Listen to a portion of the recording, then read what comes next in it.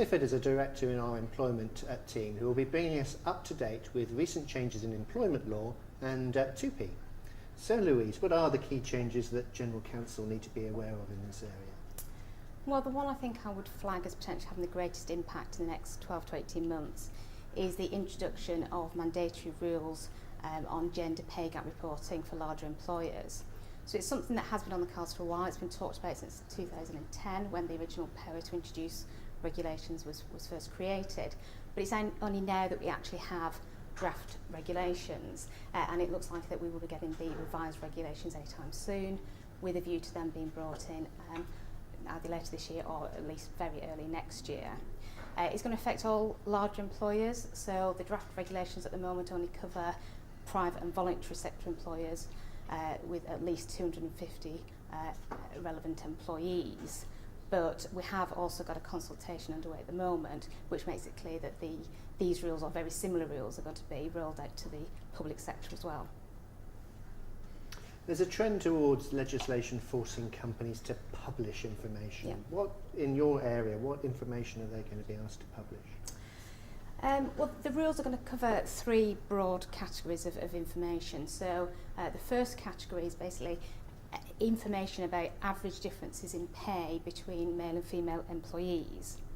The second category again is looking at average information, but this time focused on bonus pay, so the average difference in bonus pay between again male and female employees, and also the proportions of male and female employees who are actually receiving bonuses. And then there's a third category which is publishing information in relation to pay quartiles. Now, there's a bit of debate at the moment about what that actually is going to look like, but hopefully that's going to be something that's tidied up by the revised regulations when we get those.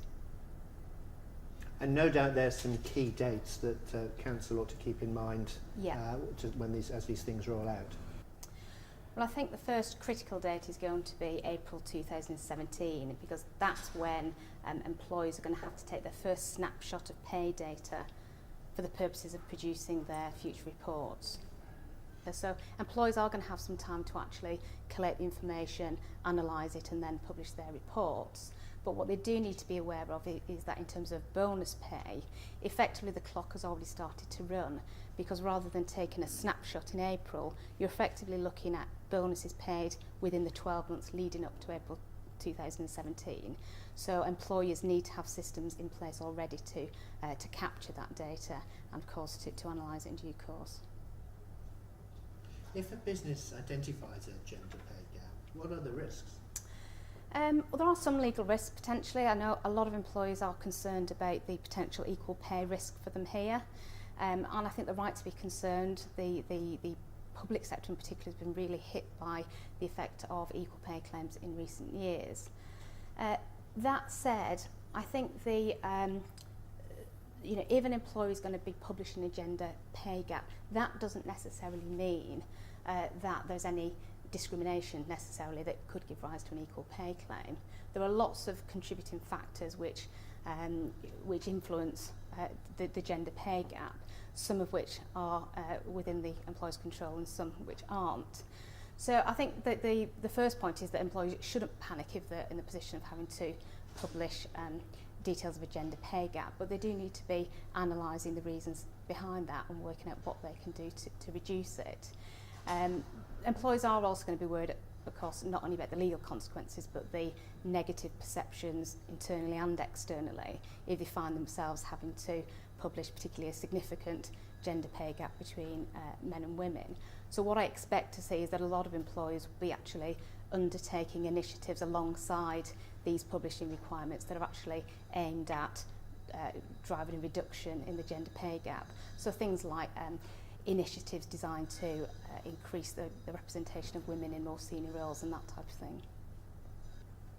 Moving on to TUPE then, are there any valuable lessons that we can learn from recent cases on TUPE? Yeah, I think what we've seen in TUPE term is a continuing flow of cases around the service provision change test, which was originally introduced to try and cut down on potential arguments in the context of outsourcing situations about whether TUPE applied or not.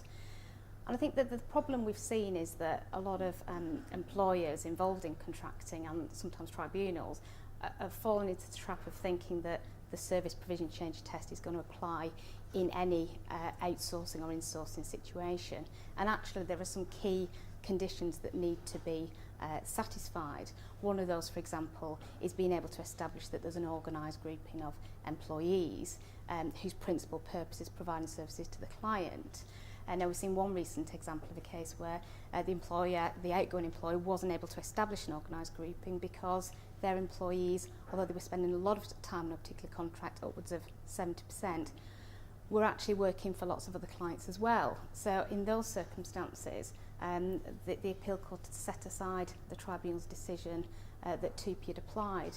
And obviously it's a big risk for employers who are involved in big outsourcing contracts, because they find themselves when that contract ends in a position where TUPE doesn't apply. Then there's obviously a big redundancy bill potentially there for the employer.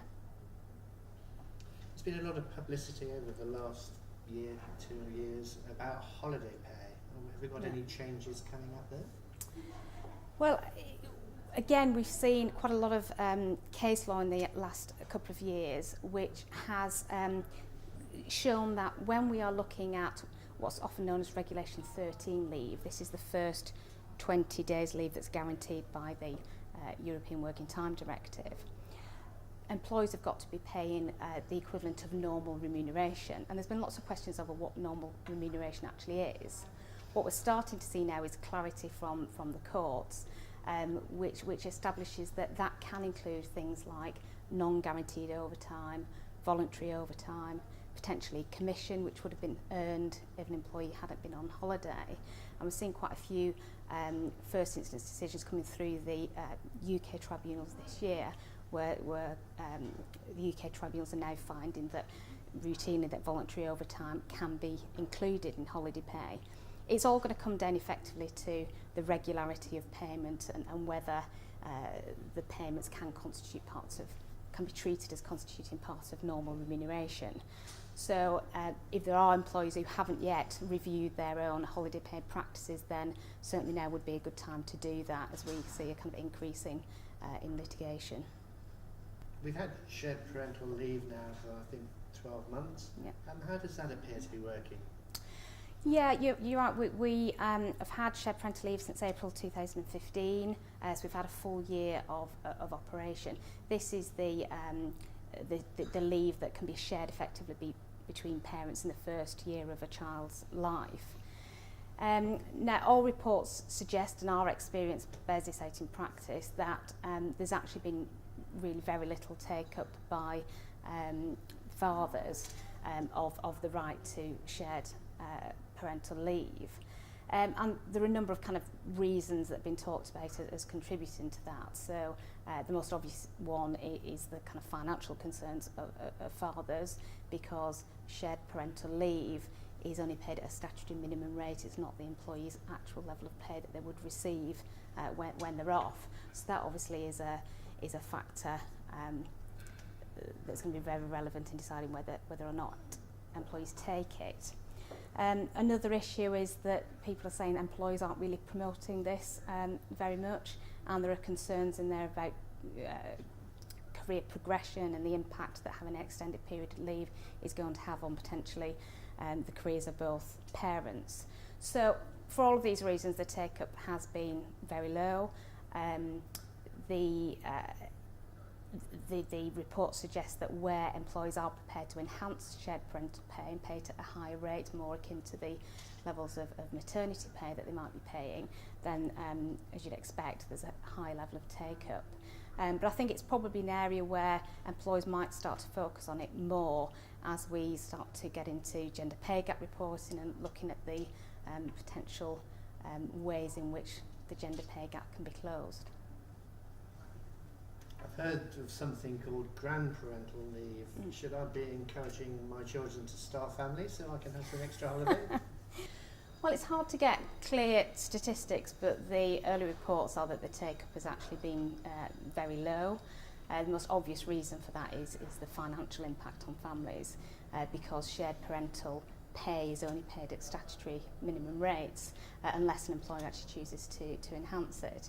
So I think it's possibly one of those areas where we may see more interest or more promotion of the leave from employers as we get into gender pay gap reporting and looking at potential ways to close the gender pay gap.